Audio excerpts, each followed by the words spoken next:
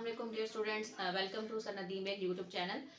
Last video में मैंने आपको बताया था कि वेक्टर्स और स्केलर्स में हम लोग डिफरेंस कैसे कर सकते हैं और आपको ये भी बताया था कि हम वेक्टर्स को ग्राफिकली रिप्रेजेंट कैसे करते हैं। आज हम सीखेंगे कि हम वेक्टर्स को ऐड कैसे करते हैं। वेक्टर्स जो हैं उनको हम स्केलर्स की तरह ऐड नहीं कर सकते, क्योंकि वेक्टर्स जो हैं ऐसी क्वांटिटीज़ हैं जिनमें मैग्नीट्यूड भी होती है और डायरेक्शन भी होती है। तो इसलिए वेक्टर्स को हम लोग ऐड करते हैं एक ग्राफिकल मेथड से, जिसको हम कहते हैं हेड टू टेल रूल।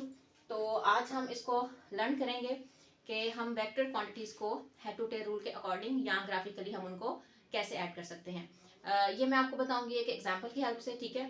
हम सपोज करते हैं कि कोई पर्सन है जो कि डिस्प्लेसमेंट कवर करता है, या यूँ कह लें कि डिस्टेंस कवर करता है along X axis. Let's suppose that is d1. He covers a distance of 40 kilometer along x-axis.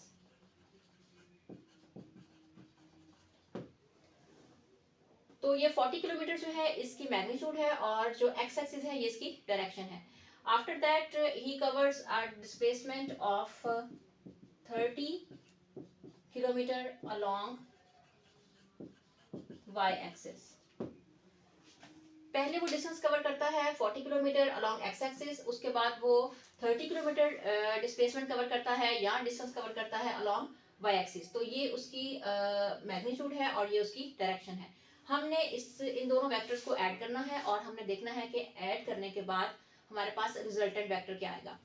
Resultant vector एक ऐसा वेक्टर है जो कि जब आप दो या दो से ज़्यादा वेक्टर्स को ऐड करते हैं तो बाद में हमारे पास एक सिंगल वेक्टर आता है। उस सिंगल वेक्टर को आप उसका रिजल्टेंट वेक्टर कहते हैं। So the process of combining two और more than two vectors into a single vector, this process is known as addition of vectors, और ये हम करते हैं according to head to tail rule। तो इसको करने से पहले हमारे पास कुछ रूल्स हैं। सबसे पहले आप लोगों ने इसकी डायरेक्शंस मेंशन करनी है, जैसा कि मैंने आपको रिप्रेजेंटेशन ऑफ वेक्टर में भी बताया था। डायरेक्शंस मेंशन करने के लिए आप लोग टू म्यूचुअल परपेंडिकुलर लाइंस ले लें। ये हमारे पास positive x axis, negative x axis, positive y axis, negative y axis, ये तो होगी हमारे पास डायरेक्शंस। इसके बाद आप लोगों ने चूज करना है स्केल। स्केल आप लोग चूज करेंगे according to your given statement. यहाँ पे हमारे पास 40 किलोमीटर एंड 30 किलोमीटर, तो हम स्केल जो चूज करेंगे वो हम ये चूज कर सकते हैं। Let's suppose 10 kilometre is equal to 1 centimetre. So 40 kilometre will be equal to 4 centimetre and 30 kilometre will be equal to 3 centimetre.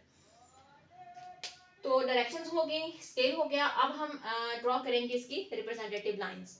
तो हमारा जो फर्स्ट वेक्टर है d1 वो है 40 किलोमीटर, इसको हम रिप्रेजेंट करेंगे 4 सेंटीमीटर की लाइन से।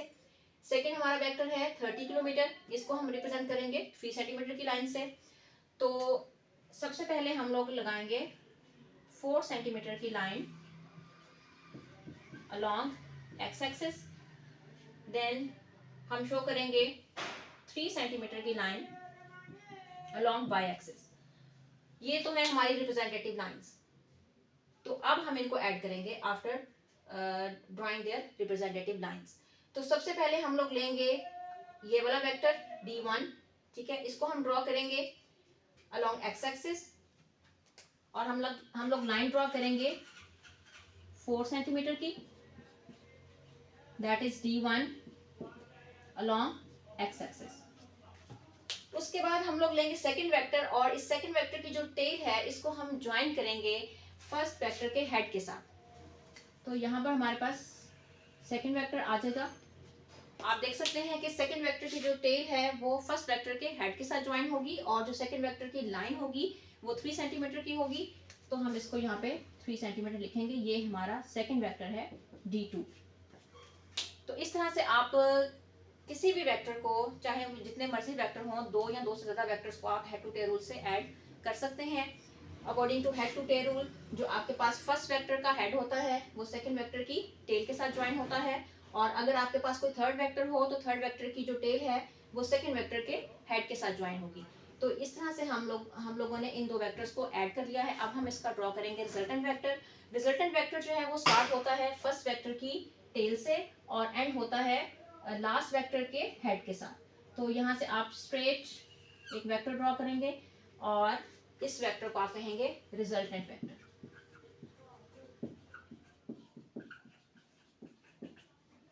ये रिजल्टेंट वेक्टर जो है ये कंबाइन इफेक्ट शो करेगा D1 और D2 का।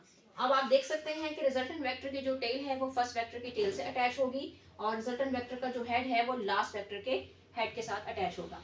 अब हमने देखना ये है कि अब ये जो रिजल्टेंट वेक्टर है इसकी मैग्नीट्यूड क्या होगी और इसकी डायरेक्शन क्या होगी। ये आपने लाइन ड्रॉ की थी 4 सेंटीमीटर की, ये आपने लाइन ड्रॉ की थी 3 सेंटीमीटर की। तो आप स्केल की हेल्प से इसकी लेंथ जो है वो नोट कर सकते हैं। या तो आप इसको मेंशन कर लें, ये O point, A point and B point. ये जो आपके पास OB है ये आपके पास रिजल्टेंट वेक्टर है। आप इस स्केल से इसकी लेंथ जो है वो नोट कर सकते हैं। अगर आप स्केल से इसकी लेंथ नोट करेंगे तो ये आपके पास आएगी 5 centimetre. Then according to your given scale आपने 10 किलोमीटर को 1 सेंटीमीटर सपोज किया था। इसी तरह से फिर अब आपके पास जो 5 सेंटीमीटर है ये आपके पास शो करेगा 50 किलोमीटर को, that is will be resultant. ये है सिर्फ इसकी मैग्नीट्यूड। अगर आप लोगों ने इसकी डायरेक्शन फाइंड करनी है तो आप यहाँ से प्रोटेक्टर से इसका एंगल नोट कर सकते हैं। यहाँ पे जो भी इसका एंगल बनेगा वो इसकी डायरेक्शन होगी। So this is how you can add vectors graphically. इस मेथड को आप हेड टू टेल रूल कहते हैं। इसमें आपके पास बहुत इजी से स्टेप्स हैं। आप लोग अपने वेक्टर्स लिख के रख लें और उसकी डायरेक्शन और मैग्नीट्यूड मेंशन कर लें। सबसे पहला स्टेप आपका ये है कि डायरेक्शंस ड्रॉ करें और उसके बाद आप एक अप्रोप्रिएट स्केल चूज करें। स्केल में आपके पास लेंथ ना तो बहुत लॉन्ग होनी चाहिए ना बहुत शॉर्ट होनी चाहिए, क्योंकि आप लोगों ने इसको स्केल से ड्रॉ करना है तो आपके पास ये अप्रोप्रिएट होनी चाहिए। उसके बाद आप रिप्रेजेंटेटिव लाइंस ड्रॉ कर लें। ये स्टेप इतना जरूरी नहीं है। अगर आप रिप्रेजेंटेटिव लाइंस ड्रॉ नहीं भी करते तो आप डायरेक्ट वेक्टर्स को ऐड कर सकते हैं। तो इस तरह से आप हेड टू टेल रूल से वेक्टर्स को ऐड कर सकते हैं।